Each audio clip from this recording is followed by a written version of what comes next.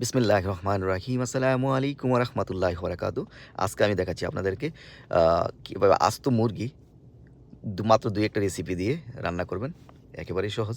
এই যে দেখুন ১ম এই আ আ ভালো করে পরিষ্কার করে নিলাম। পরিষ্কার করে তারপরে মাস্টার্ড, তারপরে হচ্ছে মরিচের গুঁড়া, এই যে দেখুন মরিচগুলো এই যে দানা এই মরিচগুলো ভেঙে এগুলো এড করলাম। তারপরে এর সাথে আছে আদা, রসুন obviously এবং পরে এড করতে হবে লেবুর রস।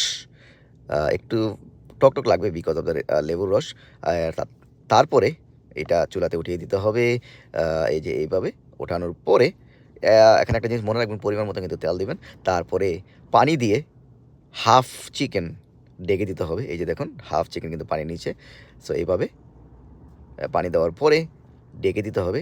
আধা ঘন্টা এইভাবে সিদ্ধ করার পরে চিকেনটা উল্টিয়ে দিতে হবে।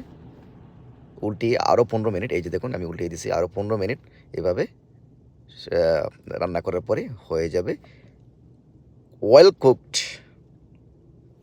Chicken, whole chicken at home. So yummy, so tasty, juicy.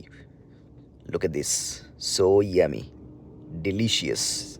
তারপরে সাথে আছে obviously আলু সিদ্ধ, তারপরে আছে সালাদ, আর তারপরে চিকেন পিস করে এড করে নিলাম। হয়ে গেল আমার প্লেট। এই যে দেখুন আমার প্লেট।